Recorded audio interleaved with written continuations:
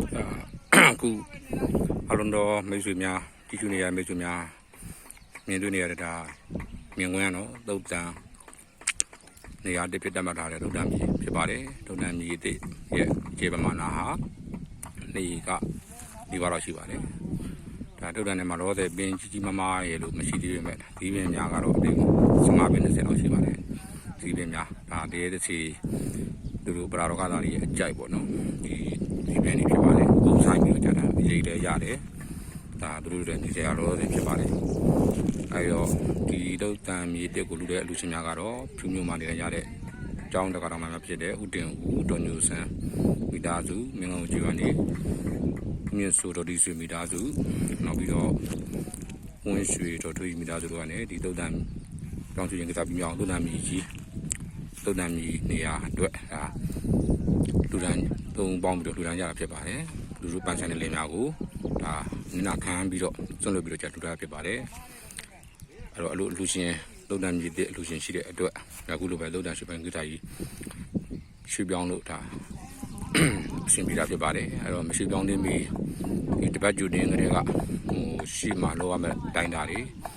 လောကီအစီမံလောကီအစီမံပေါ့နော်အစီမံတွေလောရပါတယ်ရှိမှသုတ်တန်ဒီတိုင်းပြောင်းမယ်ဆိုတော့မပြောင်းခင်နေမှာသူတို့နေရာတက်မှလည်းပဲ3ညတိုင်းတာတွေအဲဒီကဆရာများနဲ့တပိတောက်ကများလာရောက်ပြီးတော့ညစီရတဲ့မြတ်တာပူခြင်းနေရာတော့ပရာတော်ကလာလည်းမြတ်တာပူခြင်းပြီးတော့ညလမ်းပြီးဝေးတဲ့တို့ကြညလမ်းပြီးဝေးခြင်းစတဲ့လုပ်ငန်းတွေကိုဒါ3ရက်တည်းလှုပ်ဆောင်ခဲ့ပြီးဖြစ်ပါတယ်အဲပြီးတော့ဒါသုတ်တန်ဟောင်းနေရာမှာရှိတဲ့ဝင်နေရတဲ့တော်တွေမကျွလို့ပုဂ္ဂိုလ်တွေပရာတော်ကလာတွေကိုလည်းပဲမြတ်တာပူတယ်နောက်တော့ဒီတဲ့တို့ကြညလမ်းပြီးဝေးတယ်ညတင်လင်းတိုင်းအမှုတိုင်းဖျောင်းတိုင်းနေနဲ့ဆွညှိပြီးတော့သူတို့တွေကိုလည်းပဲဒီမှပြုပေးတယ်ဒီသုတ်တန်တက်မှလည်းဒီလိုတွေ3ညတိုင်းလုပ်ခဲ့တာဖြစ်ပါတယ်ပြုပတ်ပြီးတော့အဲဒီတော့ဒီသုတ်တန်ကြီးရှိပြီးတဲ့နောက်မှာဒါဒီတပတ်တွန်းမှာပဲဒါလှုပ်ဆောင်ဆိုင်တွေလုပ်ပြီးတော့6ရက်မြောက်ဒီနေ့ဖြစ်ပါတယ်ဒီနေ့9ရက်မြောက်ဖြစ်ပါတယ်ဒါသုတ်တန်တစ်နေရာမှာ3ညဒီသုတ်တန်ဟောင်းနေမှာ3ညဒါမေတ္တာပို့နိုင်ငံကန်ဆရာတော်ဘုရားနဲ့ဒီတောက်ကတွေမေတ္တာပို့ဒါအများတန်းပြီးခဲ့ပြီးဖြစ်ပါတယ်ဒီ9ရက်မြောက်နေမှာတော့ဒီနေ့ကတော့သူတို့လောကီအစီအမံပေါ့နော်ဒါတွေဟာမယုံလည်းမရဘူးဟုတ်လားတာကြီးယုံရမယ်လို့လည်းမဆိုလို့ပေါ့နော်ဒါအဲဒီတော့သုတ်တန်ဟောင်းမှာဒီနေ့ည7 နာရီ10 နာရီပေါ့နော်10 နာရီမှာတော့မောင်မဲထဲမှာဒါသူဝင်နေရပရာလောကသားတွေအဲ့မှာရှိတဲ့ပုံကိုယ်တွေကိုဒါကျက်15သိန်းဘူးနော်အာဟာရတွေဝယ်ပြီးတော့ချက်ပြုတ်ပြီးတော့မမှန်ပြီးတော့ဒါသူတို့ကျွေးမှာဖြစ်ပါတယ်ဒီအခါမှာဖြစ်ပါတယ်ဒါလော်ဘီညပြောရင်တော့သူတို့ပြောင်းခိုင်းတော့မှာဖြစ်တဲ့အတွက်သူတို့ကိုလိုလိုက်ကြိုက်ဆောင်သူတို့တွေကိုမေတ္တာပို့မကညာလမ်းပေးဖို့မကပဲနဲ့သူတို့တွေနောက်ဆုံးနေအပြင်သူတို့တွေဟလာ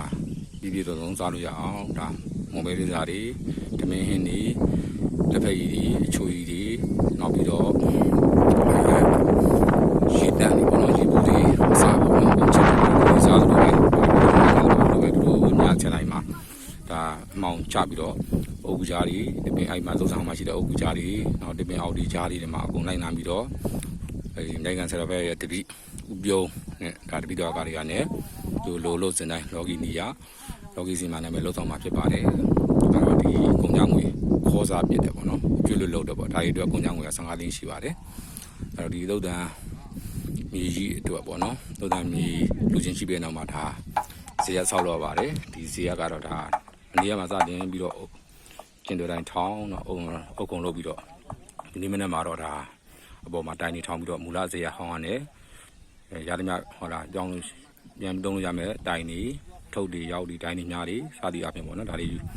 ပြန်ယူပြီးတော့ဒီတုတ်တန်တဲ့နေရာမှာ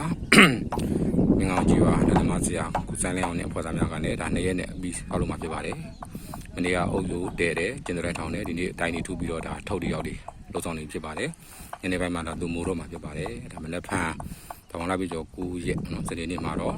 တုတ်တန်ရွှေပြောင်းခြင်းတာဖော်ကား5စီးနဲ့ပရာတော်ကသားတွေဒါတဲတဲ့စီတွေကိုအဲဖော်ကား5စီးနဲ့ဒါပို့ဆောင်ပြီးတော့သုတ်တန်ရွှေပြောင်းခြင်းကိစ္စကြီးနဲ့ဖန်စနေနေ့မှာတော့အောင်မြင်သွားပြီးဆုံးနိုင်ပြီးမှဖြစ်ပါတယ်အဲ့တော့အဲ့ဒီသုတ်တန်ဇေယျကတော့မူလလူရှင်များကတော့ဦးတင်ဦးတော်ညိုဆန်းပေါ့နော်ဒါသူတို့တွေကဒီပြောင်းတဲ့ခါမှာလည်းပဲဒါ6လို့ရည်တွေ တုတ်တန်အောင်ဖြက်ကတရားဖြက်ကတွေတုတ်တန်တရားဖြက်ကတွေနောက်တစ်ခါပြန်ပြီးတော့ဆောက်ခါတွေအုတ်တွေကြောက်တွေတဲတွေပေါ့နော်ကုန်ကြစိတ်တွေဟာမနှများပါတယ်ဒါသူတို့တွေကပဲတာဝန်ယူပြီးတော့ဒီမင်္ဂလာကိုကြည်ရွာထိတ်မင်္ဂလာကိုဘုံကြောင်းနဲ့မင်္ဂလာကိုရွာဦးဖျားရာမှာရှိနေတဲ့တုတ်တန်ရွာနဲ့မတင်လျော်ဘူးဖျားနဲ့လည်းမတင်လျော်ဘူးဘုံကြောင်းနဲ့မတင်လျော်ဘူးမရှိတဲ့နေရာမှာရှိနေတဲ့အတွက်ဒါကြီးကိုဟုတ်လားကျင်းသွားအောင်အားလုံးရဲ့စိတ်ထဲမှာရိုက်ရွာလည်းမတိကောင်းဆိုပြီးတော့စိတ်နဲ့ဒါသူတို့ဖြစ်မြောက်အောင်ပြင်ပန်းခံငွေကြေးတွေအကုန်ကြခံပြီးတော့အခုလိုပဲလှုပ်ဆောင်ခဲ့ကြတာဖြစ်ပါတယ်ဒီဇေယျကတော့မူလလက်ဟောင်းနဲ့ပဲပြန်ဆောက်တာဖြစ်ပါတယ်ဆောက်လို့ပေါ်တာမှဖြစ်တော့မောင်စံလျောင်းနဲ့အဖွဲ့တွေသူရဲ့ဆရာတွေနော်လာပြီးတော့ဒီနေ့ပြီးဆောက်လို့မှဖြစ်တဲ့အတွက်ကြောင့်လာပြီးတော့ကြီးစုချက်မှပြီးနေတာဖြစ်ပါတယ်အခုညီပြီးတာဖြစ်ပါတယ်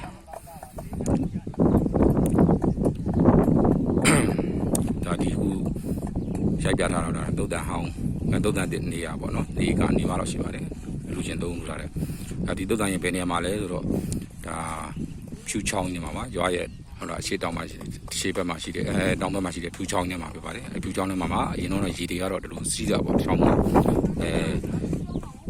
ငူရီတော့မှာတော့ရေတွေကိုကန်းလုံးချန်တယ်ပြောရတယ်ဒါအခုတော့အလုံးမဟုတ်လားဖြူချောင်းဖြူရီလောင်းနေမှာရှိသွားတယ်အဲ့လိုမချန်တော့ပဲနဲ့ရေဟာတစ်ချမ်းပဲဟိုဘက်ချမ်းချောင်းရဲ့တောင်မချမ်းမှာပဲရေနေငယ်စီလို့တာဖြစ်ပါတယ်ရေလို့တဲ့ခါမှာကြားတာဖြစ်ပါတယ်နောက်ဒါကြီးကတော့နှုံချင်းကုန်းပြီးခုံနေဖြစ်သွားပါတယ်အဲ့မှာတော့ငါးလေးလုတ်ကြကိုင်းကြနော်စပါးလေးစိုက်ကြပေါ့လေပဲလေးစိုက်ကြတို့လိုပဲလောက်ကစားဆောင်နေတဲ့ဟုတ်လားချောင်းပြင်းကိုနှုံဝင်ဖြစ်ပါတယ်အဲ့နှုံဝင်ထဲမှာလေပိုင်ရှင်များဖြစ်ကြလို့ခုနအလူရှင်များဝန်ကြီးတော်ထွေးမိသားစုမြင့်စိုးတော်လူစီမိသားစုတင်ဦးမညိုဆန်မိသားစုတွေတို့တုံးတို့ပိုင်ဆိုင်တဲ့လေတွေကိုစွန့်လွတ်ပြီးတော့ကြာဒါတုတ်တန်ကြီးဟောင်းနဲ့တုတ်တန်လေးရွှေ့ပြောင်းနိုင်ရေးဒါလားမြင်းနေရတုတ်တန်ပြင်းမြင်းနေရလူတန်းကြတာဖြစ်ပါတယ်အဲ့တော့တကယ်တော့ဒါချောင်းကြီးပါချောင်းကြီးရဲ့ဟိုဘက်ကနေဒီဘက်ကဟာပြီး1000ပြီး800ကူကတော့ရှိပါတယ်ပြီးတော့နေပါပေါ့နော်အခြေဒါပေမဲ့ရေရတော့မလာတော့ပါဘူးရေရတော့မိုးတွန်းတာတာမန်ရေတော့ပဲစီးတော့တာဖြစ်ပါတယ်အခုကန်းလုံးချန်နေမို့လို့ပဲနဲ့ဒါဖြူချောင်းရေတော့ဒီမှာရှိသွားတဲ့ဟိုထင်းလိုက်တဲ့အခါမှာဒါချောင်းမြင့်ကြီးကအခြေကြီးပါအကြီးကြီးတွေမှာဒီမှာလုံးချင်းလုံးလေတွေပေါ့နော်လုံးပြင်းတော့ပေါ့ဒါဒီအဲ့တမှာကဒါစကူဇီးပင်နေဒါတော့ဒါတစ်ကီလိုပဲနေရာမှာရှိနေတဲ့ဇီးပင်တွေနောက်ကြတော့ပင်နေဆိုင်မှာဖြစ်ပါတယ်တုတ်တန်းဆိုတဲ့အတိုင်းပဲအပင်များလဲရှိဦးမှာလောဆိုတော့ပရာလောကသားတွေတည်းစီပိသားတွေသူနေဆိုင်နိုင်ဖို့မိကူနိုင်မှုတွေဒါဇီးပင်ဟာဒါဇီးပင်များရှိတာပြီးဖြစ်ပါတယ်ဒါတော့တုတ်တန်းကျင်းလို့ရှိတဲ့ဒါဇီးပင်တွေပုံဆိုင်ပြီးတော့ရင်းများပါတယ်တုတ်တန်းစီရမှာတော့ဒါသူတွေကတော့တချမ်းလောက်ပဲဒါကောင်းတော့ဖြစ်ပါတယ်အဲ့တော့ကျန်တဲ့တချမ်းကိုတော့အသေးဝဲပြီးတော့ဟုတ်လားပြင်ဆင်မှုမှာဖြစ်ပါတယ်အသားတွေကတော့တော်တော်များကောင်းပါတယ်တိုင်နေ3-4ရိုင်လောက်ချကြိုက်တာဖြစ်တဲ့ဆက်ခဲ့ပါတယ်အပေါ်မှာဟုတ်လားတိုင်တစ်ခုနဲ့